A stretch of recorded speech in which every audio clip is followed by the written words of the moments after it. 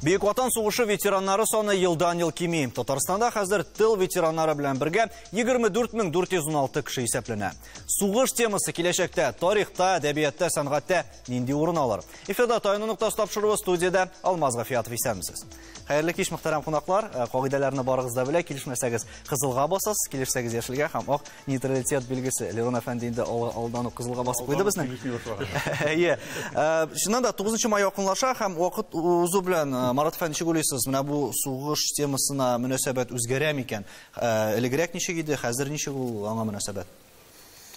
Суғыш патриотик тема деген темалар олар нешектір патриотизм деген сөз ол суғыш менен бәйлейінді.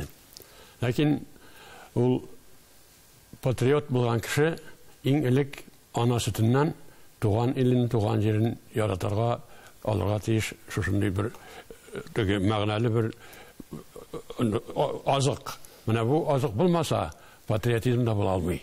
Чөнки илігіңді сақлар үшін, аның үшін жаныңны беріп, аның артынан барыр үшін еңгілік сенің әнең берген мына шул тәрбие болуға тиіш. Ол тәрбие әлбәтте сүт білән келе.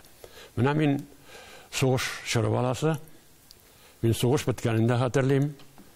Соғышның қайбір яқларында, ауылда яшадықта біз енді аның соғышның дұлқынында яшадық біз. Мына шуннан бір генә мисал келтіріп кетейін әлі мен. Біз мәктепте оқығанда бізді дәрістен соң басуға алып шығалар еді. Басуда ашлық жиғаннан соң башақлар қала, шул башақларын жиябыз. Еште бәрәңгі қала, шул бәрәңгілерін жиябыз. Шуларны жиып тапшырабыз, һәм алар инде хөкүмәткә тагын китеп баралар. Шулай бір вакыт килеп чыктык. Көн матур, кояш ялкынлап нурларын сибә, һәм шушы якты көндә каяндыр еракта бір гүләү тавыш ишетелә. Шуннан күзләр инде шунда текәлде, карасак, бик-биектә бір кечкенә генә самолетка охшаган бір ак нәрсә йөзеп килә. Һәм аның артыннан төтен, ак төтен. Biz bizge öğretirler indi sağ buluruz. Nemesinin şpiyonları bula, onlar gaz alıp gelirken mümkünler, bizim de gaz bilen ağılara mümkünler diyen bizim de başta var. Biz de başlamışlar soğuştuğuna. Şundan şulay kile tütün hemen asfalta batışa. Şundan kimdir kışkırıp verdi gaz deyip. Hem biz varız da şileklerini taşlap, anda eskert bari salamız. Şunda yılı şunda girdik. Biz nardan okutucuda yigire. Okutucu ete, balalar külməyizini nege bitigize koyuyoruz, gaz kirmesin deyip. Bu da şu meseleye kirip gittiğinde. Şundan sonra biraz şulay yılaştırıp, etip tırgandan sonra bizden vayanırık gelip gitti. O vaxtta mekteplerde vayanırık var idi. O bizni tezizde etti. Uyavlığız için rahmet, lakin min birgen derslerini üzleştirmeyensiniz. Gaz ol tüssüz de, işsiz de. Mına şu haller bulaydı. Demek uz vakıgalarınızı uz küzlerinizden kurgansıdır. Lakin bizden... Mına şu bu vakıga benim Tütünlü Samarit diyen povesta orun aldı. O povest indi kitap bulup çıktı. Anı turunda ayrımsız yaşırız әлі. Biz sonlarına getireyik. Mında Büyük Vatan Soğuşu mesela bugün invalidları 169 kişi есеплене Татарстанда. Büyük Vatan Soğuşu veteranları 435 kişi. Hareketteki armiyada bulunmaganlar 145 kişi. Hem tıl hizmetçenleri 21203 kişi. Hem tıl kalganlar 2197 kişi. Mına biz şuluk eserlerge kirip gitemiz deybiz. Hem şuluk eserlerde soğuş temasını çağıldırу için Ron Efendi, şundan da soğuş yılların kuru kirek mi? Hem bugün de bitti küpkine eserler yazıla deyip eytemiz biz. Şuluk spektaküller kuyula, filmler çürüle. Alarda ruh sezilem iken. Eller ol bari bir anı öz küzlerim bilen kurmuşu, tuymışu icatta çağıldıra bulmayı mı? Мен ойлаймын, соғыш темасы her vakit, her soğuş üzünçəliklə bulayın. Mene biz zor soğuşunu balaşaq özümüz көрген köy bulduk. Mene Marat etmiştim. Aytik, mena 9. yaşıydı soğuş başlanğanda. Hələ men soğuş başlanğanca avullarda, iki avulda, benim əti bir avulda işlədi. Bizim men əvi bilən ikinci avulda yaşadım. Mene iki avulda buldum. Hem iki avulda da hatırlayayım, jay günlərində Urak üstü aldından Irak. Mene avul yaşların jiyip хәрби уеннар өйрәтәләр. Ул бит сугышка җирлек. Хәзер бит анда ни юк инде. Ул вакытта шундый менә ике авылда да.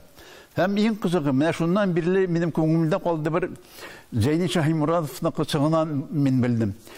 Һәм әле уеннар беткәч, сугыш уеннары, үзара интелләр, йөгерешәләр, анда штык кадаган кебек уеннар интелләр, аларның команда иттеләр, алар өйрәтәләр бит инде.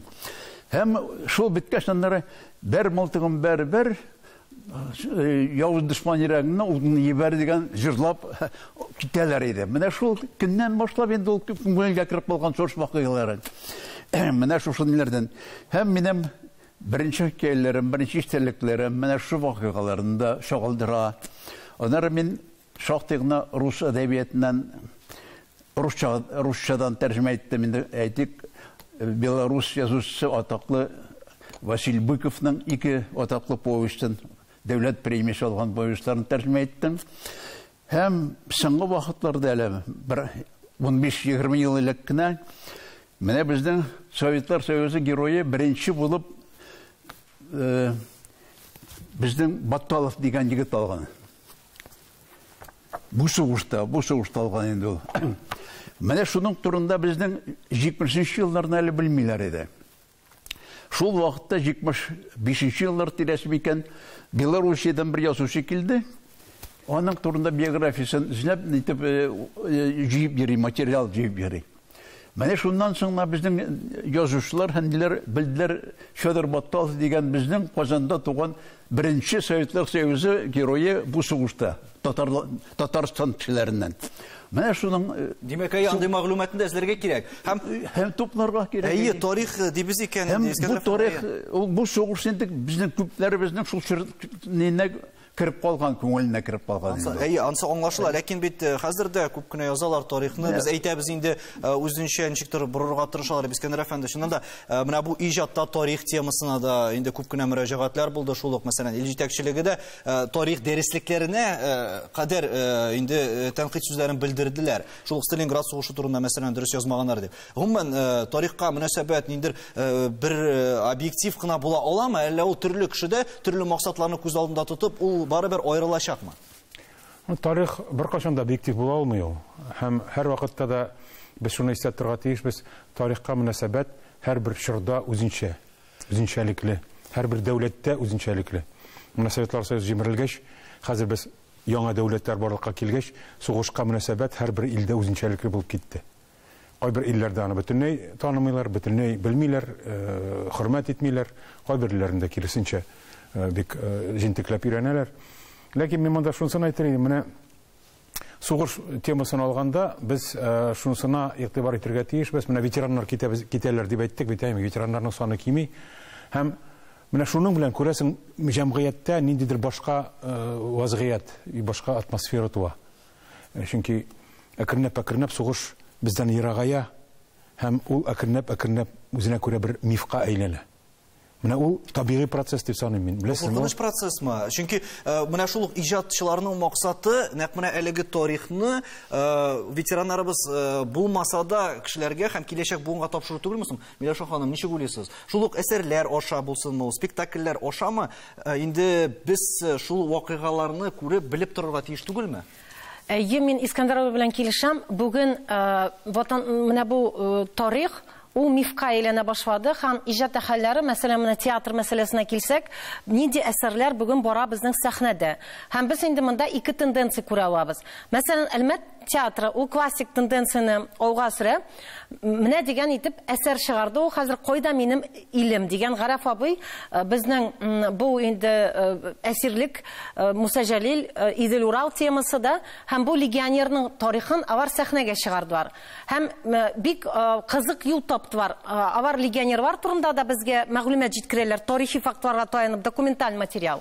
Һәм аны иҗат тарихы итеп, Капелла тарихы аркылы безгә музыка дөньясының энциклопедиясын бүләк итәләр. Нинди әсәрләр безнең 20-нчы елларда, 30-нчы елларда, 40-нчы елларда дөньяга туган. Һәм миңа менә бу прием һәм бу юл бик ошый.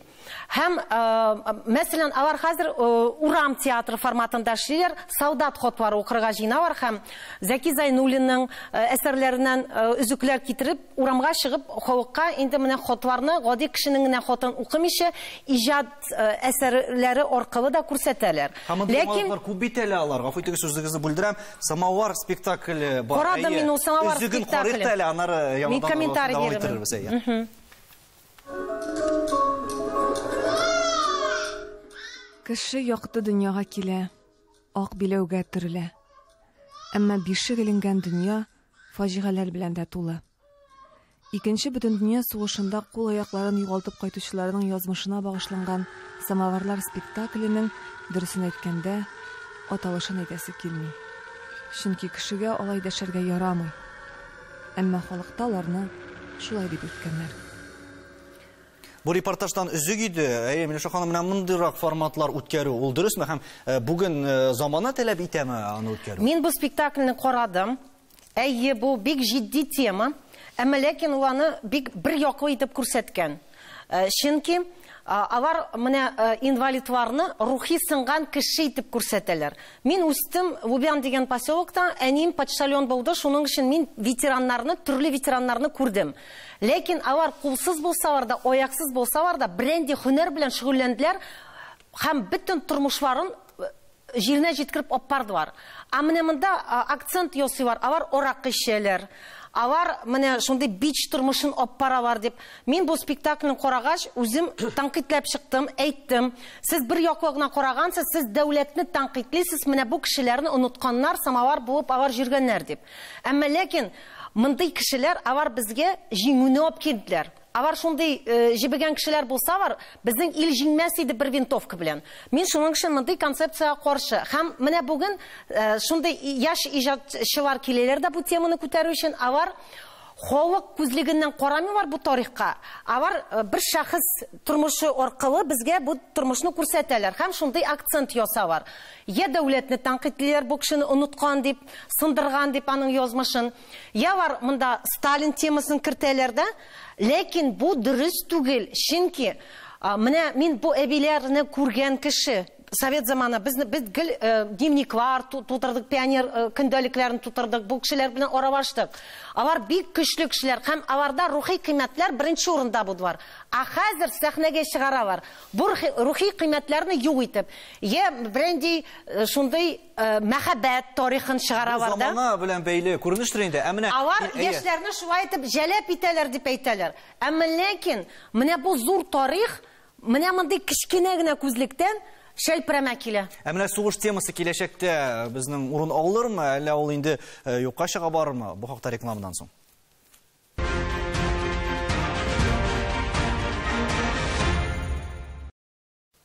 Татарстан Яңа Гасыр телеканалында Тояну нуктасы тапшыру без бүген иҗатта, әдәбиятта, сәнгатьтә, сугыш темасы турында сөйләшәбез. Марат әфәнде, менә монда әйтеп киттек инде без шул ук иҗатта сугыш темасы дип. Менә сез үзегезнең иҗатыгыз турында сөйли башладыгыз. Һәм бүген менә шуннан да элекке елларда язылган булсын, ул хәзер йотлыгып укый торган әсәрләр бармы? Менә сез нәрсәләргә басым ясарга тырыштыгыз шулай үз әсәрләрегездә?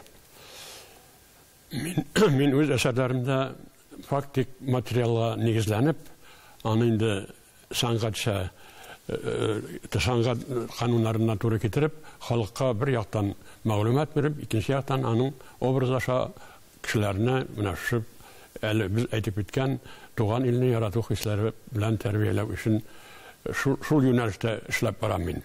Менә бер генә тагын бер мисал әйтим инде. Минем Ихылгандыгам дигән роман бар. Бу роман багышланды Җәлилче, легионер Рушад Хисаметдинов рухына. Беләсезме, ул бит легионер булган, аннан качкан, Франциядә каршылык күрсәтү гаскәрләрендә катнашкан, аннан исән-амин авылга кайткан, ул Казакстанда яши бит инде. Һәм 1946 елда аннан яна кулга алалар. Кулга алып, Ирак Кутуп диңгезенә пароходлар, теплоходлар да елга бер генә мәртәбә килә торган җиргә аны илтеп ташлыйлар. Алар ул гына булмый, анда төрле кеше була, анда катылма байлыклар була. Һәм менә шунда бер мисал. Анда кеше әйткәнемчә, жылга бер генә мәртәбә килә ала. Азыкны да шулай китерәләр. Һәм анда бер табиба була. Бу табибаның ире була, һәм ул йөккә кала. Һәм ул инде белеп ала үзенең баласын тудыра алмаячагын. Ул баланы ярып алырга кирәк була.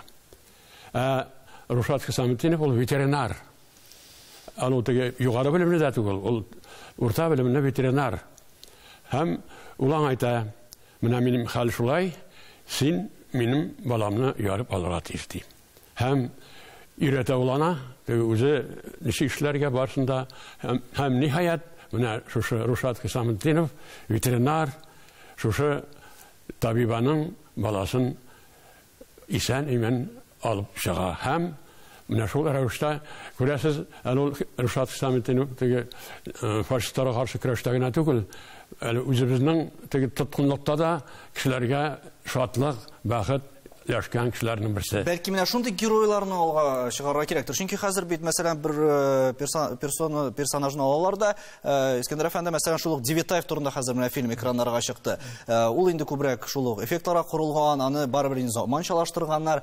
Менә ничек уйлыйсыз, сугыш темасы шулай хәзер ниндидер күңел ачу чарасына кебек кенә әйләнеп калмыймы шул ук иҗатта дип әйтик. Һәм бары тик киләчәк буынга ул шул ук фильмнар, кыска ниндидер роликлар аша гына кирип калмасмы киләчәктә?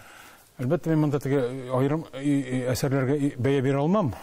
Девятаев фильмында күргәнем юк, ләкин күргән кешеләр белән сөйләшеп, аларның тәэсирләрен беләм. Шуннан да ул шундый әсәрләр әдәбиятта, кинода, театрда туачак, булачак. Чөнки сугыш ул шул хәтле зур, каршылыклы фаҗига һәм аның күп нюанслары бар. Һәр берсенә ниндидер игътибар бирергә мөмкин. Шуңа күрә иҗатчылар өчен ул үзенә күрә бер клондайк сюжетлар табу өчен. Шәхесләр, вакыйгалар, кичерешләр, хисләр барсын да бергә алсак, анда әллә нәрсәләр табарга мөмкин. Ләкин без анда нәрсә табарга телибез, ансындан торга ярамый. Чөнки монда бит тарихчының карашы бер төрле сугышка, әдәбият вәкиленең карашы икенче төрле. Һәр кешенең үзенең максаты бар. Тарихчы үзенә күрә ул ниндидер хакыйкать эзли. Дөрестлек эзләргә тиеш һәр хәлдә, аның бурычы шул. Әдәбиятчының вазифасы башкачарак. Менә монда инде аның үзенең мораль ягыннан да, аның дөньяга карашыннан күп нәрсә тора. Ул аны бер төрлечә күрсәтергә мөмкин. Ул аны негатив күрсәтергә мөмкин. Сугышны яки шул ниндидер үзенең сюжетын. Яисә ул аны арттырып ниндидер күпертеп күрсәтергә мөмкин. Менә монда ниндидер урталык булырга тиеш. Һәм һәр шигырьнең дә үзенчәлекләре бит әле. Менә игътибарсыз калган темалар, шул ук вакыйгалар, юнәлешләр. Менә шаханың бармы алар безнең шул әдәбиятта әле? Әдәбиятта хәзер менә игътибардан менә ерак торган темаларны күрсәтәләр. Менә легионерлар темасы чыкты. Һәм сәхнәдә бу легионерлар темасы башланды. Яраны Аяз абыйның повестен ике театр куйды. Мәсәлән, Камал театры притча жанрында куйды. Инде Рөстәм Галиев аны гәүдәләштереп, Мансур Галиев безнең сценарист булды. Хәзер легионерлар темасы менә Әлмәт театры сәхнәсендә бара.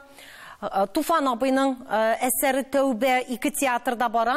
Ләкин әзрәк авторның концепциясеннән аңламыйча абсурд жанрында язылган әсәрне бытовой әсәр итеп күрсәтәләр һәм шуның өчен авторның концепциясе әзрәк җимерелә. Безнең бар хәзер бик күп ике театрда, мин менә Азори здесь тихий, Нижнекам театры мәсәлән, Минзәлә театры, рус авторларының әсәрләренә дә таянып, менә хатын-кыз язмышын күрсәтәләр. Ике спектакль бара, Солдат хатыны язмышы дигән Минзәлә театрында. Мин тагы менә фронтовичка, бу инде безнең лаборатория бар, иҗаты Екатеринбург драматургиясе. Екатеринбург драматургиясе алар әзрәк бу тарихны кара төсләрдә күрсәтәләр һәм менә бу рухи кыйммәтләр артка кала. Алар басым ясыйлар, нинди дәүләт әшәке булган, кешеләрнең мөнәсәбәтләре әшәке булган, бер-берсен алар шулай имгәткәннәр, рәнҗиткәннәр. Мин менә әзрәк менә бу эстетиканы кабул итмим. Бу Чернуха 90-нчы елларда булды. Ул безнең менә сәхнәгә соңгы рәвештә килде. Ләкин менә инде мин яшьләр арасында күрәм шундый кызык эшли торган төркем инде менә Каләптә мәсәлән Йолдыз Миннуллина Зыянсуар var. Менә дигән итеп Муса Җәлилгә перформанс чыгардылар. Менә соңгы минут var. Менә бу Курмаш группасы. Алар бу спектакльне тәкъдим иттеләр безнең 1 май площадендә инде хәтер көнендә. Һәм бию аркылы, хәрәкәт аркылы менә бу сүрдерләр менә бу темага. Алар яңа приемнар белән, ләкин алар яшьләргә менә бу тарихны якынайттырдылар. Хәзер менә алар икенче версия тудыралар. Муса Җәлилнең романтик спектаклен 10 майда мин ялгышмасам була Кореев театрында. Яшьләр белән агарту эшен апарырга кирәк, бу мәгълүматны җиткерергә кирәк. Чөнки безнең буым Василий Быковлар, Распутиннар әсәрләрендә тәрбияләнгән. Һәм без пионер шокта ел сайын 2 тапыр 23 февраль алдыннан 9 май алдыннан ветераннар янына барып интервьюлар тутырдык. Һәм без менә кешеләр белән сөйләшеп, үзебезнең хәтеребезне ныгыттык. Китап аркылы гына түгел, шәхес аркылы. Менә шул турыда сөйләшмәкче идек, Лерон әфәнде. Без монда әйтәбез, шул шикләүләр бар иде дип, ниндер рухи кыйммәтләр аркылы күрсәтергә дип. Менә сез инде шул төрле чорларны күргән кеше буларак, әйтегез әле, шул сәяси ниндидер моментлар булдымы, шул әсәрләрне язганда анда моны язырга ярый, тегене язырга ярамый дигән күренешләр. Біздің әдебиетте ол қатлы болды деп әйті алмас едім мен.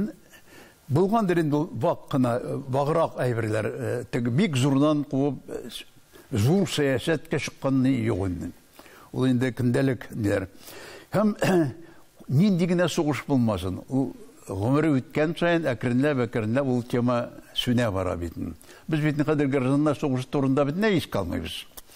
Енді 1812 жылғы соғыш турында шулай ук хаттаның юбилейларына үткәрмәйбездән кебек. Әкренләп һәр сугыш әкренләп бетә барадыр. Бөек Ватан сугышы темасында бетерелде. Бүтән Бөек Ватан сугышында бит хәзер төрле сугышлар, система сугышлар бит бара. Тигендә бара, ул хәзер зур булмаган сугышлар бара. Анна күбрәк әһәмияте биреләдер дип әйтәм мин матбугатта. Ну барбер безнең Бөек Ватан сугышы турында тарихи китаплар әкренләп булырга тиеш дип уйлыйм. Әдәби әсәрләр генә түгел, тарихи әсәрләр. Һәм менә без улым белән шушындый калын гына китап чыгардык. Аңа уңай фикер язучы Искәндәр иптәш булды. Аңа бик зур рәхмәт. Монда инде төрле хәл бар. Монда әйтик, элегрәк заманнарда безнең Германия белән 39 елга хәлле булган дуслык вакыйгаларында бик дустана яшәгән без күпмедер вакыт. 39 сугыш башлангач, ул елларны битней оныттырдылар безнең. Ул бит тоже сәясәт. Менә шул сәясәткә керә. Ул сәясәт, чөнки битней сүзеп таштылар. Германия белән дуслык булмаган кебек. Ә бит 20 елдан башлап 40 елларга хәлле безнең әле 39 елларга хәлле якын аралашу дуслык булганында. Безнең максуды не бар иде. Һәм журналист, язучы. Ул хәрби журналист. Ул истәлекләрендә яза. Һәм сөйләгәндә бар. Мин аның бер ишеткәндә бар. 39 елда Польша турында, монда инде бер ил турында сугыш вакыйгасы барганда, ул бит яза. Алар үткәрәләр иде. Зур ниндер җиңү бәйрәмнәрен. Һәм аларга без дә кушылып китә идек, һәм без дә үткәрәдек ди. Ул бит шул нидә катнашкан кеше. Әйе, кызганыч безнең вакыт әле ни күп түгел. Юк, һәм аны онытырга кирәк дим. Әкренләп онытылайын булмыш. Унутылмасын иде. Нәтиҗә ясап әйтсәк, Искәндәр әфәнде, менә сугыш темасын иҗатта чагылдыруда нәрсә таян нотасы булып тора? Җаваплылык һәм тугрылыкка, хакыйкатькә тугрылык һичшиксез. Менә әгәр дә кеше үзен сизә икән, җаваплы итеп, буыннарны тәрбияләү өчен, яшьләрне тәрбияләү өчен, ул димәк тарихка, гомумән һәм сугышка бигрәк тә җаваплы карарга тиеш. Һәм күзен ачып карарга тиеш. Теге ниндидер мәкерле нәрсә фикерләр белән эшләргә тиеш түгел. Кыскача гына Миләүшә ханым сезнең. Мин дә килешәм, монда бу темага җаваплык белән карарга тиешбез, чөнки тарих ул безне өйрәтә, ничек алга без карарга тиешбез. Һәм без хәзер бу бөек тарихны шулай вакландырып, чүпкә чыгарып геройларны Біз өзімізге фожиға ясыйбыз алдағы күнде. Бұл девальвация ценности деп мен проблеманы белгілер едім. Шулай мына вакуатып күрсәтү бір яктан өйрәнергә кирәк. Тарихи китаплар укырга тиеш безнең иҗат кешеләре. Тарихны өйрәнмиш, андары мин табыр әйберне күтәрер идем. Без Европа илләренә үзебез оч булып та, у халыкларга бик зур ярдәм иткәнбез. Һәм без бу турыда әйтергә тиешбез. Алар безнең хакыйкатьләрне юк итәләр. Менә Аяз абыйның китапларын ачыгыз. Машина белән ашлык киткән. Безнең Зей, Элмәт районнары, менә бу асептический ангинадан үлгәннәр. Алар соңгы ашлыкларын җибәргәннәр Европа балаларына. Монсы аерым тема Миләүшә ханым. Юк, менә сез әйттегез, онытмаска кирәк дип. Аларга хәтерләренә төшерергә кирәк. Алар безнең икмәкне ашап исән калганнар. 9 май җиңү бәйрәме әби бабаларыбызның кылган батырлыклары онытылмасын иде дигән теләктә сау булашабыз. Исәнлектә күрешергә язсын. Шулай. Рәхмәт.